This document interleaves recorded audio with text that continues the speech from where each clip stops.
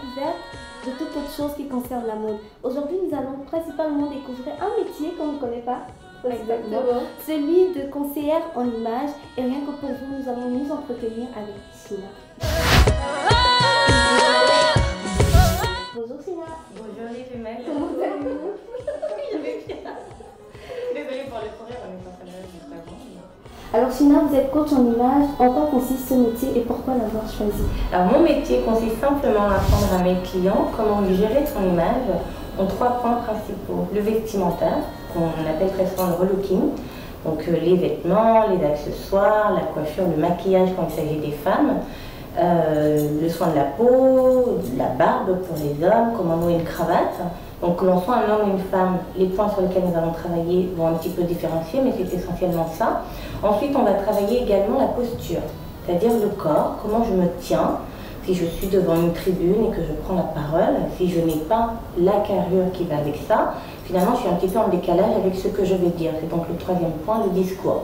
Donc l'image passe principalement par ces 3 points-là, le vocal, le verbal et le visuel, donc c'est ce que l'œil voit. Et vous allez entrer dans une pièce, on va faire une image de vous et dès que vous allez prendre la parole, on va peut-être penser autre chose de vous. Donc c'est essentiellement ça que je travaille avec mes clients. Maintenant, les motivations ne sont pas les mêmes. Les femmes, c'est souvent pour être plus séduisante, rattraper un chéri qui veut s'en aller, ce genre de petites choses-là. Pour la cible professionnelle, c'est souvent parce qu'on recherche un job et on n'est pas sûr de renvoyer l'image qu'ils font en entretien d'embauche. Parfois, ce sont des étudiants qui ne veulent pas ressembler à des étudiants justement quand ils vont chercher leur premier emploi. Ou alors on veut une promotion et comme on dit, il faut s'habiller comme son patron si on veut être promu. On retrouve plusieurs métiers, mannequin, styliste. Pourquoi avoir choisi ce métier de coach en image? Il déclinait un petit peu de ce que je fais depuis 13 ans. Donc j'ai une formation en communication. J'ai fait ce qu'on appelle l'école française des attachés de presse, qui destine au métier de l'attaché de presse. Donc travailler dans les relations publiques. Et quand j'ai terminé ma formation aux États-Unis, je suis rentrée au Gabon. C'est un métier qui n'existait quasiment pas. Donc la seule option que j'avais, c'était de travailler dans un service communication. J'ai postulé pendant 6 mois. Je n'ai essuyé que des refus ou des invitations à manger au resto. Donc c'est pas vraiment ce que je recherchais et je me suis dit bon ben lance-toi. Et le hasard a fait que je rencontre quelqu'un qui était créatif. Mon nom, sommes associés, on a fait une agence de communication. Et j'ai commencé vraiment donc dans la com. En tant que publicitaire, j'ai travaillé pour des clients plutôt institutionnels, des entreprises, parfois l'État. J'ai également promu quelques événements à Libreville, notamment le concours Elite Model Look, qui était un concours de mannequins. Donc l'idée est la même, créer le buzz, la notoriété, le bruit autour d'un événement pour séduire et donner aux gens envie, soit d'y participer pour les candidats d'un concours de beauté par exemple, ou d'y participer financièrement pour les sponsors. Donc tout ça, c'est l'image des événements qu'on travaille, le logo, les supports sur lesquels on va communiquer, la manière dont on va parler d'ailleurs à la télé. Donc ça découlait un petit peu de là. Et je dois avouer que, bon, comme toutes les filles, j'ai un penchant pour le maquillage, les vêtements, ce genre de choses. Et mes proches savent que j'ai toujours une troupe de maquillage sur moi. Quand je vais à un mariage, alors j'ai mes tantes qui me disent « Oh, China, maquille-moi, maquille-moi !» Moi, j'ai toujours aimé sans avoir jamais été formée pour ça. Et après avoir passé, comme je disais, 13 ans à travailler l'image de yaourt, de compagnie aérienne, je voulais quelque chose de plus humain. Et c'est la raison pour laquelle je suis venue à Paris, me reformer, cette fois-ci sur le conseil en image, pour être certifiée d'État en France. Et cette formation comprend effectivement beaucoup de relooking, de coiffure, de cosmétologie, de maquillage, de style vestimentaire. Il y a une partie organisation de mariage, on ne traite pas une mariée comme on traite quelqu'un qui va demander un conseil en image pour des raisons professionnelles par exemple. Sur le marié, on va se baser sur le thème de son mariage, ses couleurs préférées, la musique, etc. On va imaginer l'univers stylistique autour, même le type de maquillage. Et en fait, j'ai glissé comme ça indirectement. Et maintenant, les clients, comme je vous disais, ne viennent pas toujours pour les raisons qu'on pense. C'est pas toujours « Ah, je vais être stylée ». Ce qui m'intéresse, c'est quel est votre projet derrière, qu'est-ce que vous voulez accomplir.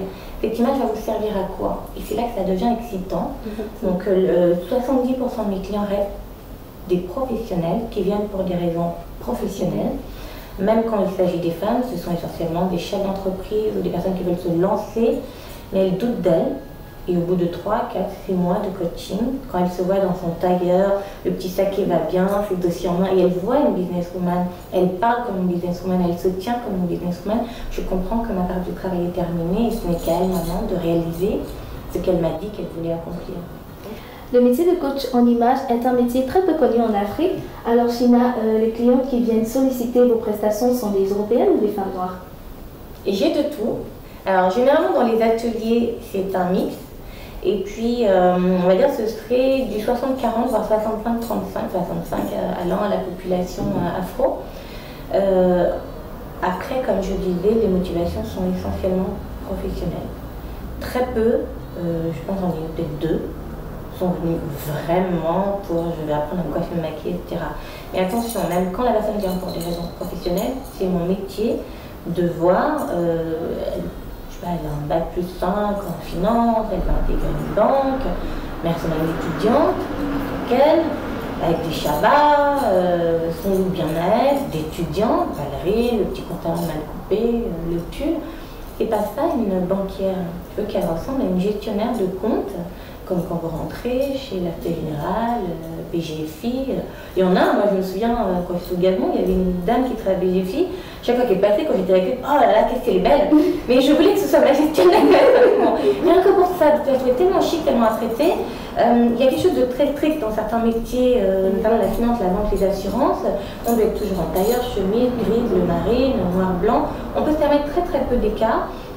Quand on est dedans, on peut le faire, mais quand on veut rentrer, il faut vraiment utiliser la technique, voilà, se fondre dans la masse, faire comme si on était un chien berger qui ressemble beaucoup à un loup, mais qui n'est pas un loup.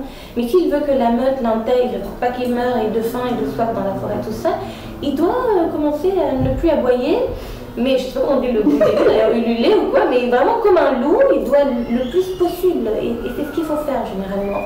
Il y a des gens qui viennent... comme je disais, sur des ateliers de confiance en soi, que je fais aussi parce qu'elle est propre des femmes, de douter de tout, alors même si elle s'est habillée, bien coiffée. Chérie, est-ce que tu aimes ma robe? Alors, mais tu peux toi-même, voir si ta robe te va ou pas.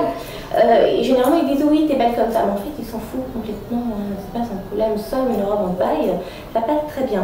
Puis il y a des femmes très sûres d'elles qui demanderont juste qu'on lui zippe la robe dans le dos, tout affirmé, choisis tes chaussures, sans ça, chérie, on y va. Ça, les hommes adorent.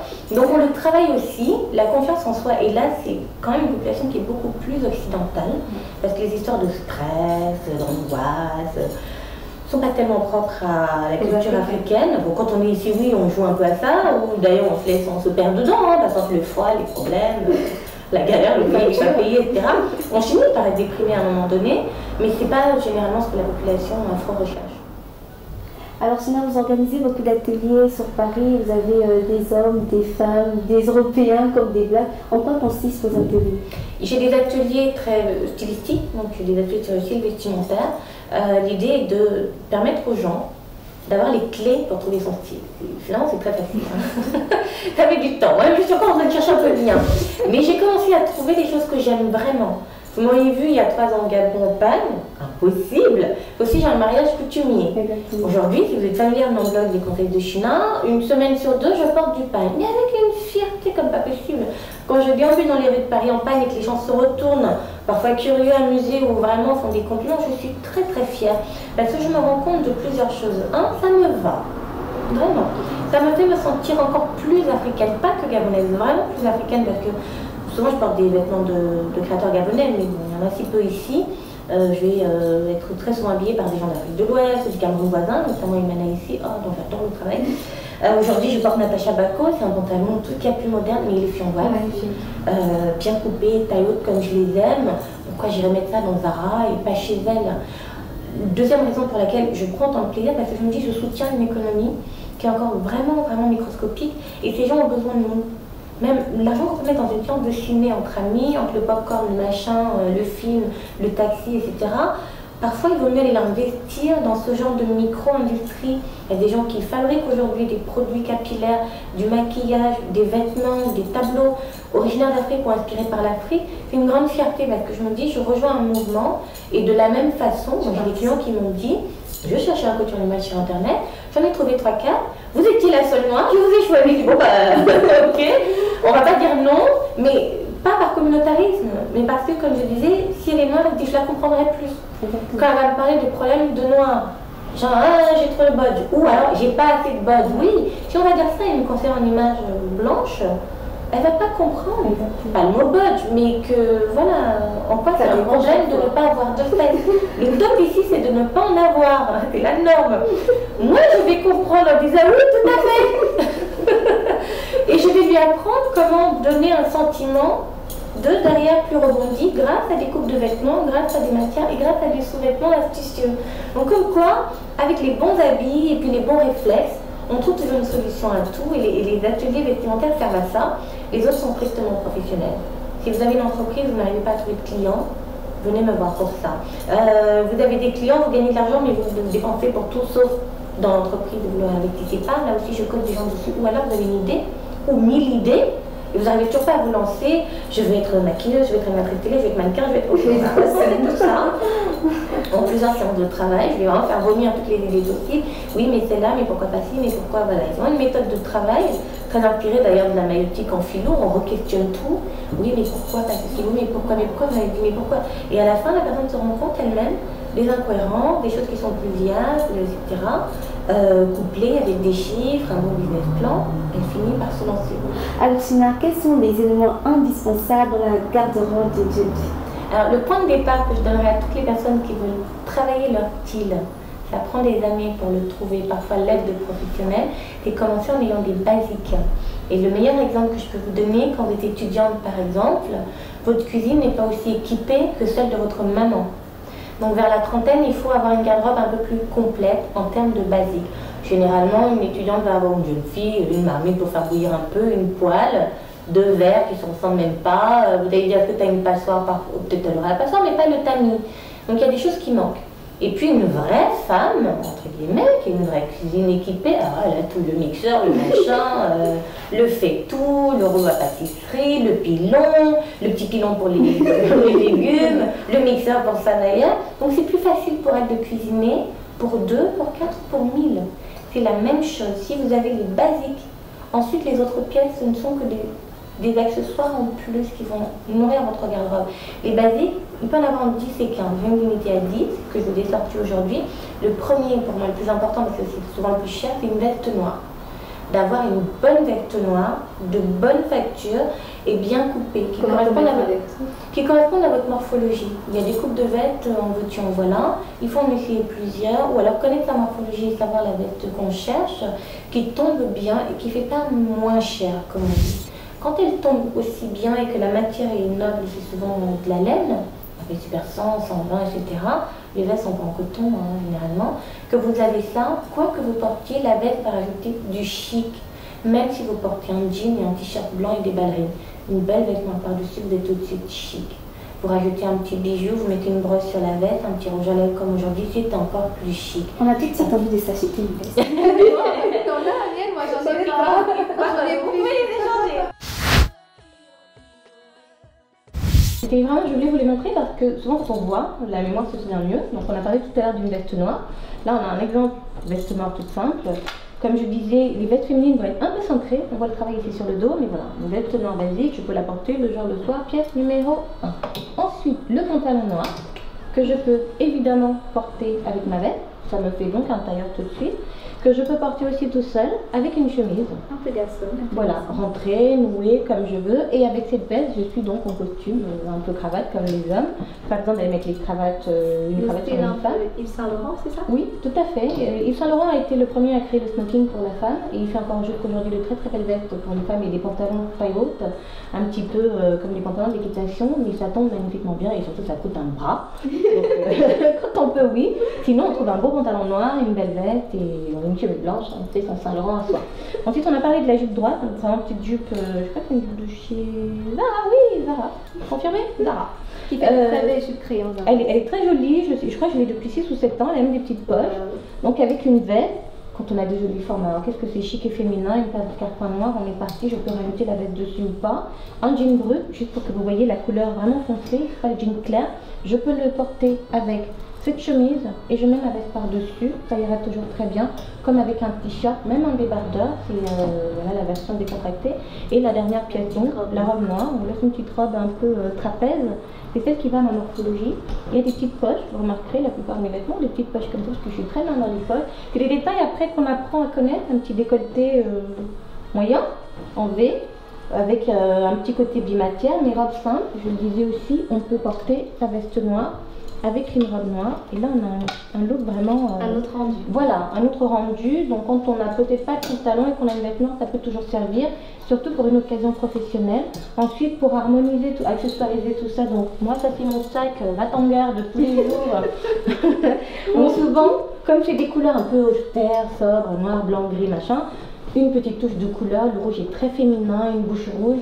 Si vous avez les ongles rouges en plus, voilà, ça fait quelque chose. Lui, il porte tout, mais vraiment, je vais mettre tous mes enfants dedans. Je pense qu'il va rentrer. J'ai mes dossiers, mon ordinateur, je peux partir la journée et toujours une paire de ballerines dedans. Ah non, mais moi je change de chaussures devant les entrées d'immeuble ou dans la voiture, et puis quand j'arrive en escarpin. Oh là là, qu'est-ce qu'elle marche bien. Bah oui, ça fait 2 minutes que je l'ai oublié. Et dès que je m'en vais, peut-être pas dans l'ascenseur parce que quelqu'un peut arriver, mais tout de suite je mets mes ballerines, je vais à mon deuxième rendez-vous, je rechange. Plus il est gros et rigide, plus on peut changer, charger de choses dedans. Et puis donc un tout petit sac pour le soir, et plutôt un sac midi. Le mini va être encore plus petit. Donc plus vous aurez des sacs dans des couleurs différentes, avec des strass, des choses comme ça, plus vous pourrez vous amuser et égayer une robe noire qui reste quand même noire et très austère. Et on disait, donc en chaussures, une paire d'escarpins, soit noire, soit nude. Donc je vais vous donner la nude. Et à vous la noire, donc vraiment au choix. Les nudes, il y en a de plus en plus dans des couleurs, il y a plus ou moins foncé, plus ou moins beige. Et une paire de ballerines pour le look décontracté, pour moi c'est des baskets. Donc voilà, on va peut-être quitter le public avec nos chaussures. À vous les talons, à moi les baskets. Donc voilà les 10 basiques que je vous recommande, les filles du Gabon et celles qui nous regardent partout.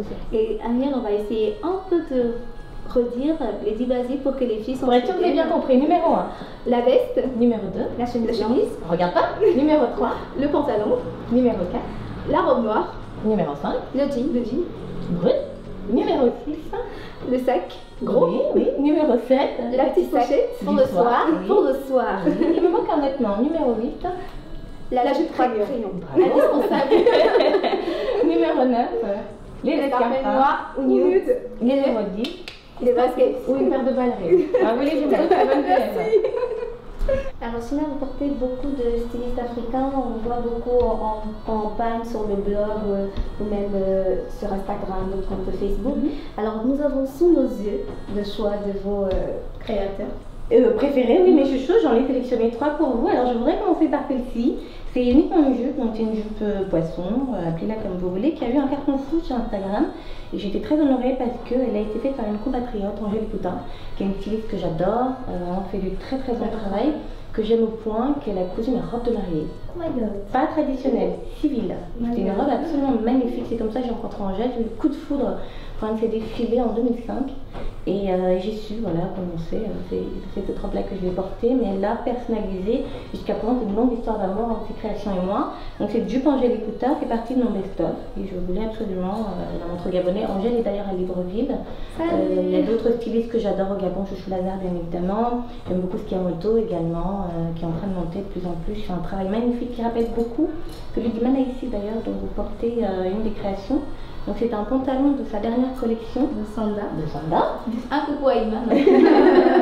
Donc de Sanda qui sont inspirés des Sana, des pagnes enfants. Et il a vraiment créé une combinaison de pantalons avec un drapé dessus. Parce que souvent en fait les femmes en Afrique, on a un pagne et puis on porte un autre dessus. La manière de le nouer, même le foulard, montre l'origine, etc. Et c'est ce qui l'a inspiré. J'ai adoré la couleur très moderne, le côté origami. J'adore ce pantalon, c'est juste on dirait un jus de fruits, c'est très vitaminé. C'est très moderne et pourtant c'est fait en Afrique. Le tissu est fait au Cameroun, la teinture, le dessin, il a tout fait faire lui-même. Et ensuite, évidemment, le travail de coupe, de modellisme lui reviennent. C'est une collection magnifique. Pour ceux qui ne connaissent pas Imana ici, n'hésitez pas. Je crois qu'il était au Gabon il y a 2 ans d'ailleurs pour un défilé. Très grand styliste. C'est un styliste exceptionnel et quelqu'un de très humble, très gentil, très agréable à connaître. Pour finir, donc, quelqu'un qui porte, voilà, une création, je suis qui te va très bien. Merci. Donc ça veut dire de Côte d'Ivoire. Et c'est du styliste ivoiro-libanais Elikwa, que j'ai rencontré au Gabon. Magnifique aussi. Qui était venu à Libreville, donc il longeait les plages du lycée Léon Bain, ramassait les badanes, les coquillages. Il allait au village artisanal acheter voilà, des petites choses dont il s'est servi ensuite pour faire une collection de vêtements. Et c'est comme ça que j'ai craqué pour lui en disant mais il est fou, il ramasse les coquilles de bananes pour faire des habits, c'est vraiment un artiste dans l'âme. Et ça c'est de sa collection Roots. qui date de l'an dernier, 2013-14. Il a simplement changé les couleurs. C'est la première fois d'ailleurs que j'ai acheté quelque chose chez lui. Cette tenue est magnifique, la jupe un peu trop longue pour Kevin. Je la porte pas, voilà. pour moi. Mais la veste va rien Cascade, dire. Le dos, c'est juste, voilà. Elle est cultureur également sur Instagram. Et je recommande aux Gabonaises, les tantines, les mamans et même les plus jeunes. Aux Africaines aussi. Oui, et tout le monde qui regarde cette émission, de soutenir ces créateurs. Ils méritent vraiment, vraiment notre soutien. Si on n'aime pas le style, ne nous forçons pas, mais si on aime, n'hésitez pas à les contacter pour une grande occasion ou simplement pour la vie de tous les jours. Un tailleur comme ça fait de vous une femme qu'on n'oublie pas. Et c'est la beauté de l'Afrique qu'il porte. Et qui est mise en valeur. Voilà. Donc vous avez ici mes 3 chouchous Pine que je voulais présenter à vos téléspectateurs et que je trouve vous vont bien. Hein. Que tu n'aies pas mis ton pantalon. Alors nous étions dans... Chez China, Chez China à Paris, nous avons discuté de tout, de mode, de famille, de Proud Woman, d'Independent Women. Donc il n'y a plus de raison de dire je ne peux pas faire ça parce que j'ai mon bébé. On peut tout faire les femmes. Someday. Merci énormément. Merci les filles d'être passées. Merci. Et bonjour à Libreville de ma part. Et on se revoit là-bas à l'occasion. Je viendrai vous passer le bonjour dans les studios de Canal 7. Merci. Au revoir. Au revoir.